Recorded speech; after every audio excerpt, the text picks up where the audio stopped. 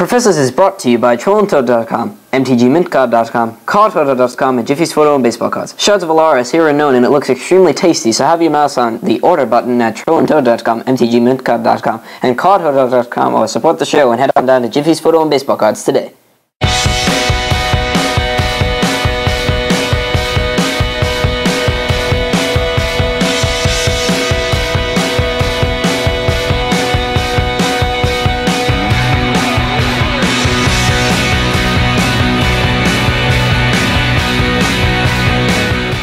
Hello everybody and welcome back to yet another episode of Planeswalking with the Professors. This week, as I and Andrew get ready to head down to Worlds, we'll be going over what to expect over a massive 3-day weekend, as well as our final sealed deck, in which I go solo. Let's see how that goes. So let's draw.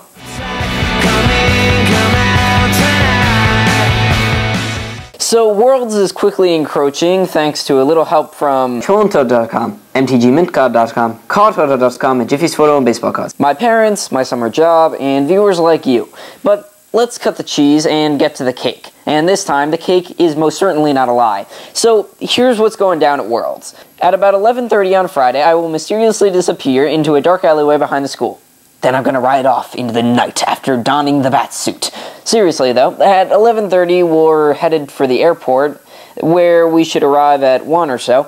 After having everything checked and grabbing some delicious airport lunch, we'll be picking up a flight to Memphis at approximately 4:30. This will be a 3-hour flight, with us arriving at Memphis at 6:30 on Friday due to the time zone relocation.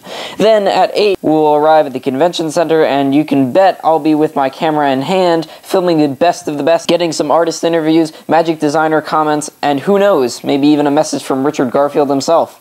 The next day will start off in what I can hope to be the best magical day of my life, with hours of interviews in the day, the filming of the round robin with Rosewater, Forsyth, and Garfield, lots of fellow MTGcast podcasters, and more. What this day will conclude to, though, will be the most awesomely epic gathering of MTGcast podcasters and listeners at the home of all that is chicken and ribs, America, where we'll be drafting both our finished version of Ahoy and Unhinged, and podcasting all night. Finally, on Sunday, we'll be getting you guys updated throughout the day with live audio and video podcasts discussing the top 8 in the opinion of Tom, Gavin, Andrew, myself, and possibly Eric from St. Louis, Rob Shermanmeyer, king of Rob Shermanmeyer Poop, James Cagle, and Conley Woods. At the moment, I'm only able to tell you guys the awesomeness that is coming Friday to Sunday, though, but I can hopefully say that, in what will be a form of redemption from last year's Worlds episodes, will show you the greatness of what this show and Magic are all about.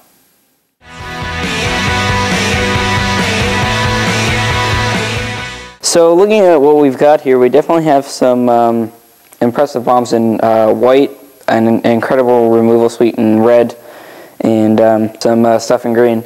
We've got a more realistic draw than a couple of times, not particularly last time, but other times where we got the crazy.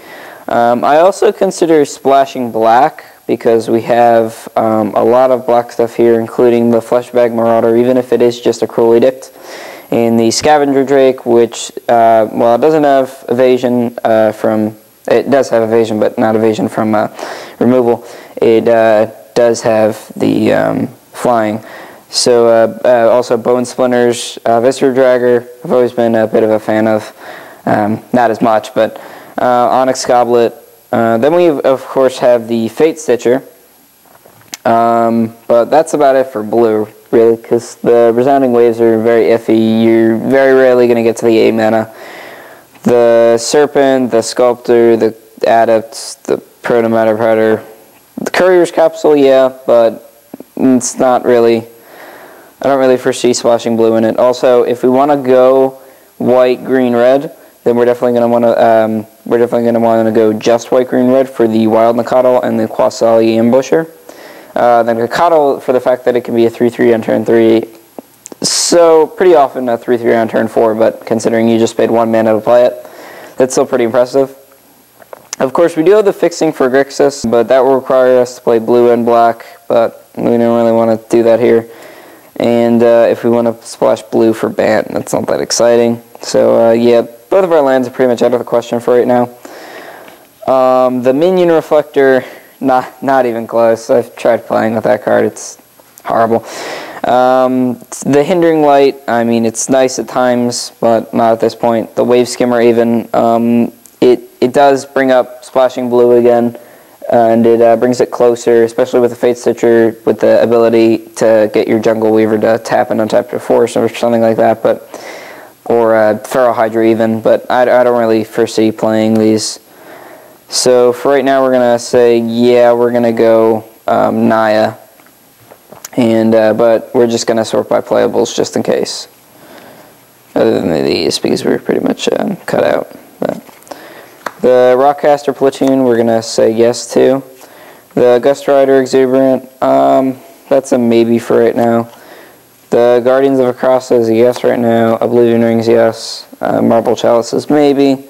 Sanctum Gargoyle 2 is maybe. Excommunicate is maybe. Soul's Grace is no. Marble Chalice is maybe.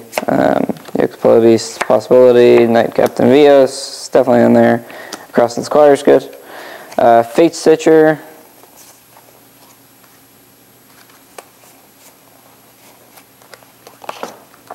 And everything else is pretty much unplayable. Corpse Connoisseur is a possibility, but I don't foresee that.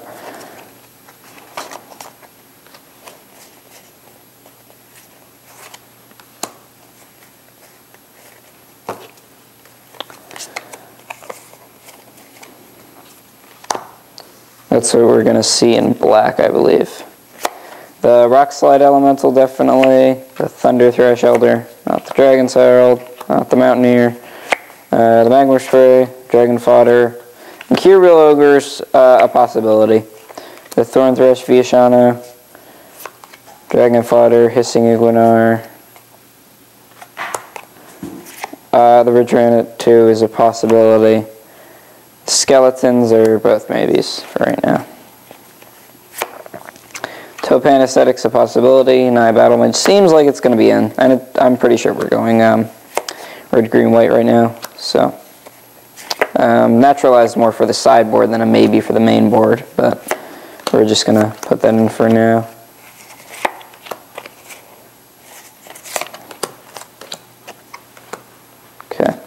So looking at what we have in playables, just counting them up, I think we can separate these for right now. The Gargoyle is probably going in. It's kind of what we have as far as 5 or up. 1, 2, 3. The Thorn Thresh really is 4, 5, about 5, 6, 7, 8, 9. Really 9, essentially. So I think we're going to expect to be seeing the Exuberant. If you give a creature flying, if you give a 5/5 flying, it really comes close to ending the game. So I'm going to say yes for right now, for the sake of playables. For blue, we have 1, 2, 3, 4 playables, no maybes. You're seeing the Fatestitcher, which I really like, the Resounding Wave, which I sort of like, and the Couriers Capsule, which I really like. But the fact is, casting double blue is stretching a bit thin. The black, the Viscera Dragger's not really enough at the moment. Yeah, I mean, I really like the Scavenger Drake, the Bone Splinters. I sort of like the Undead Leotau. So, like I said, I think we're going to be cutting black altogether. There's nothing in multicolor either. So the Naturalize going to the sideboard. Lush Growth is being cut out. The Topan Aesthetic we're going to put in for right now. The Skeletons are out. The Submersions are also in the sideboard for right now. And then we're going to put in the Quazili Ambusher and Steward of Valoran. 28 playables. It's clear to me that we're going to have to cut out 5 cards, gets 17 lands. I think I know what we're going to start cutting out. We're going to cut out the Akrasa and the Gustrider. They were iffy to start with. The Exuberant's definitely like there in the sideboard. The Feral Hydra is a pretty high drop. It's like a 6 drop here, 5 drop even. And also the Thunder Thresh Elder and the Thorn Thresh Viashana are going to be dropped later in the game, like primarily 5th, 4th, 5th turn. You have the Dragon Fodder tokens, you have the Elvish Visionary, you have the Akrasan Squire. So I think the answer here is to, as far as getting rid of the majorly higher cost cards, is to take out the Rockcaster Platoon. So flying's not really going to be a big deal. Okay, we've got 25 cards left. I think we're going to take out the Taupan Aesthetic. Because, I don't know, I've always liked it as a card, and I think it had a lot of potential when it was in design, but I don't think it is really going to go anywhere with just being a 4/4. I mean, a 5/5 is to the point where it gets pretty impressive, but I think the last card we're going to be taking out is the Ogre, for the fact that it's a 5/1 and it just dies to everything. It trades with everything, but it dies to everything is the major issue. We have the slate removal we need in Oblivion Ring and Magma Spray. Tell me what you think.